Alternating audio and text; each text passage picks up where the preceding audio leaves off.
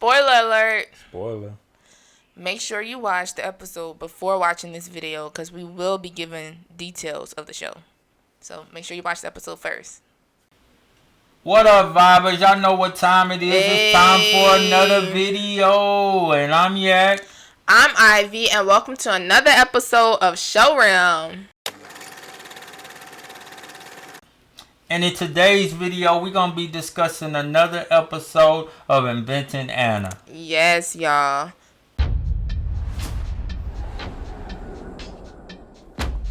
I might have a story. Her name is Anna Delvey, or Anna Sorokin. No one's sure. She's either a rich German heiress or she's flat broke. The charges are insane. Anna committed real white-collar felonies while posing as a socialite in an attempt to steal millions of dollars. Yes, y'all, and this episode was a good episode, you know? Yeah, things starting to turn. Yes, y'all, but before we get started, make sure to hit that like button, subscribe to our YouTube channel, and turn on that notification bell so y'all don't miss our uploads. But yeah, grab your snacks, grab your drinks, and relax your body. Clear your mind. Open your soul, forget everything you got going on at home, at work. All that. And come vibe with us. Welcome to our room.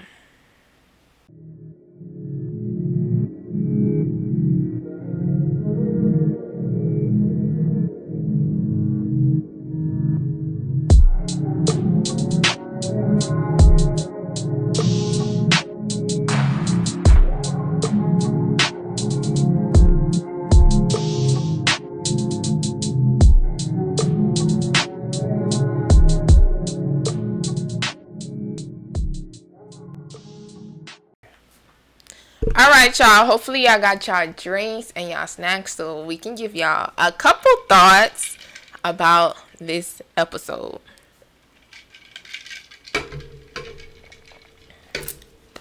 So, I did enjoy this episode. It did show give us more insight to Neff's and Anna's relationship. Because we knew that was cool, but we like, okay, how did they meet? How did this happen? You know what I'm saying? So... Because she was riding for her behind the scenes. Exactly. So I'm like, they must have been close, you know, for her to be riding for her like that. So in this episode, we got to see basically everything that happened. So, and our first thought is, what was our favorite moment? So my favorite moment was when Neff's boyfriend was talking about the fire festival. All these fools paid thousands and thousands of dollars, rushed to the Bahamas because some guy on the internet said he was throwing some luxury party on a private island. And when they got there, dude got them sleeping in disaster relief tents and eating Velveeta cheese. Yo. And he was basically giving his girl advice on Anna. And he was like, you know, for her to be throwing that much money at you, like, you need to watch her because it could just be a distraction. You know what I'm saying? So. Yeah, that was a good one. I thought that was a good moment. You know, he was showing Anna, I mean, Neff, like, okay, watch your back because this girl is throwing buku money at you. I mean, she was giving her, like, hundreds on hundreds on hundreds. And he was like, that's kind of weird. Like, you know. Neff was, like, head in the clouds, like, yo, I'm getting this money. This girl is bomb. I'm finna be able to do my own film or whatever. And he just like, up. Bring it down a little bit. Hold on. Don't let her blind you so much that you're not seeing the full picture, basically. Like, he grounded her. He brought her back to reality a little bit because she was floating in the clouds, and he grounded her. So that was my favorite moment. That brings it to my favorite moment. My favorite moment kind of jumped off of that. Mm-hmm. Mine was like, okay, after all that had been said and done, then he had to really go in. He had to come back and be like, why you remember? Because you calling me a fake gangster. That's what Neff was calling the boyfriend. Oh, a fake yeah, gangster. she was going in on him. Yeah, at least I ain't getting hustled. Exactly. And he was like, you're supposed to be riding this train to your film. I don't see no film, and now you out of pocket. Neff, it's time to open up your eyes. exactly. He was like, Yeah, but the whole thing about it was, that was the whole little conversation. But my favorite part in the conversation was when he was like, you ain't doing this. You ain't not doing this because you you ain't got the money or you can't do it. People make films on their phones now. Yeah, he was going You in on scared? her. I was like, because she be trying to throw him like he just bottom of the barrel, and he always with the like the food for thought type comments that you really need to be taking heed to. Yeah, he using his money as a crutch. Like, you could Right. basically, if somebody really wants something, you gonna go out there and hustle, and you gonna get it on the best way that you can. He was like, they got people doing this on their iPhones because they can't afford to get, top of the line, equipment. They not finna stop their dreams because they can't afford to get the equipment. They like, okay, I'm gonna use what I have. I'm gonna use the resources that I have, and obviously when I get the money, I could upgrade. But for her, she just like, I just need the money. I need the money, because she can't do anything. And he was like, nah. Yeah, and on top of that, she needed to hear that because she kept making excuses. That's basically what he was saying. Like, you keep making excuses why you can't do it. People are showing you there is no excuses. So get it done. Exactly. That was a good moment. I feel like her man was definitely there, to keep her grounded, to help her see. Trying to ground her. Yeah. More like instead of keeping her grounded, because she, like you said, she had kind of floated on off. She floated away. But as we could tell throughout the show, what we've seen so far, Anna got that kind of effect on people. Right. It's the Anna Delvey syndrome. ADS. Right? Not no ADF, ADS. Shoot. All right, y'all. So the next thought is, who or what is the biggest threat? So my biggest threat is Viv, and she keep going back and forth. Am I gonna do this interview?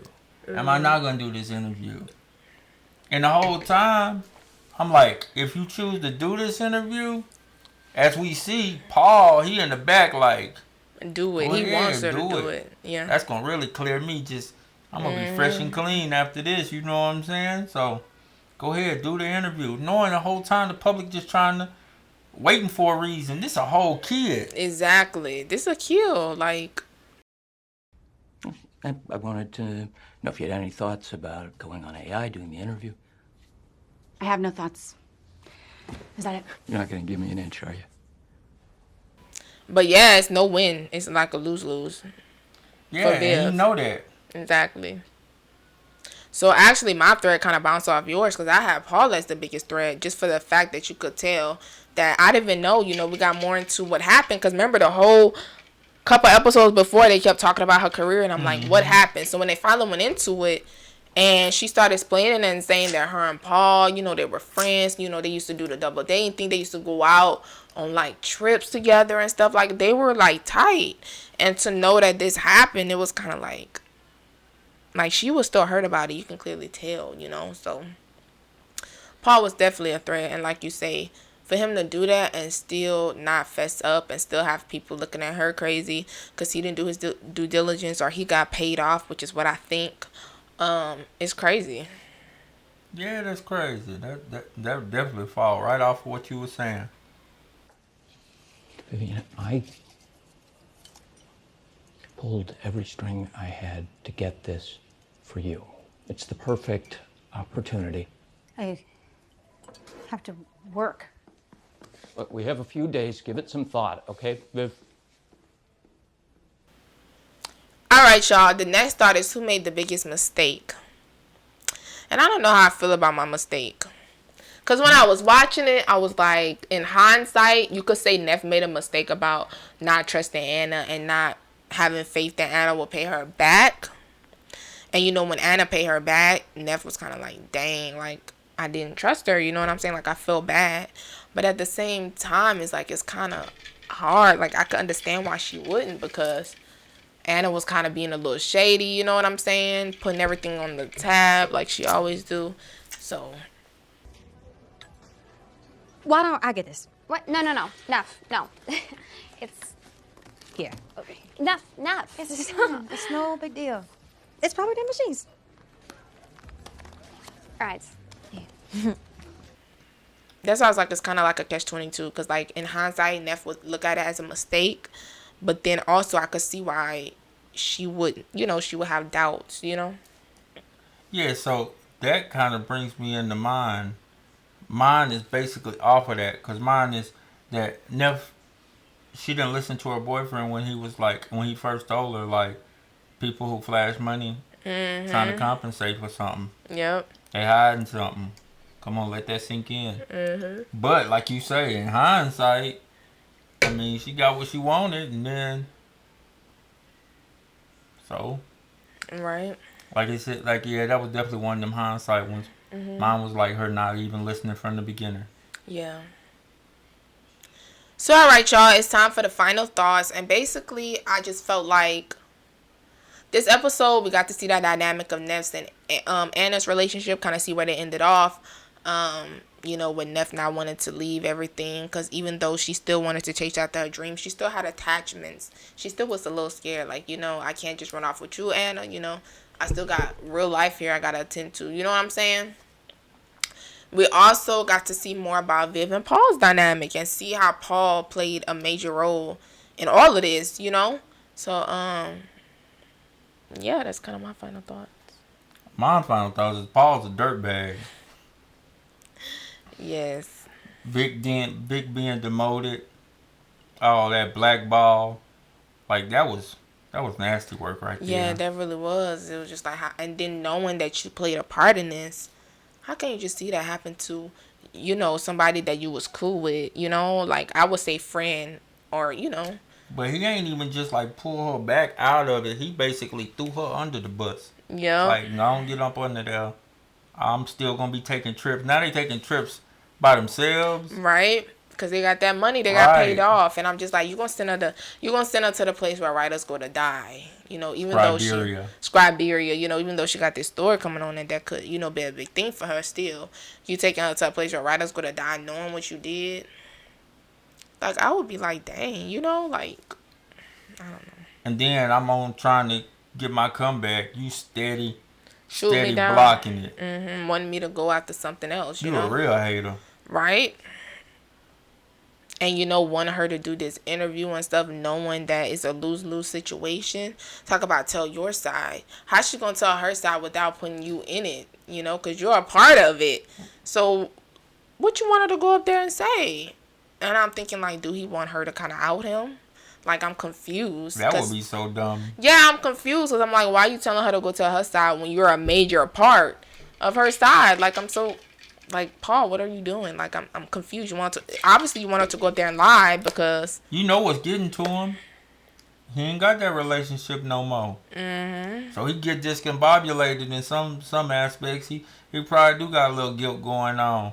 Because she be giving it back to him. Like, you done put me where you put me. Now you about to ask me questions, try to ask me how my day is. Yeah. Like that. Don't talk to me. Exactly. I don't blame her because... I probably would have left the company, but she stayed there, like say, like, don't talk to me, like. But blackballed her though. Yep. Wasn't no leaving the company. True. Leave the company, ain't nobody checking for you. And as a matter of fact, they not checking for you. So she's forced to stick there and endure Paul and see his face every day, knowing what he did. Imagine that, then that become your boss. Right, it'll be on site every day. Big facts. On site. But all right, y'all, that's all we have for this video. Thank y'all for watching. Leave down below in the comments, what do y'all think about this episode? And yeah, you know, I'm excited to see what's next. You know, I'm really loving this series. I think it's dope. Yeah, it's definitely dope. I'm ready to see where they go from this. Exactly. So like I say, leave down below in the comments what y'all feel and come back and get this fire content.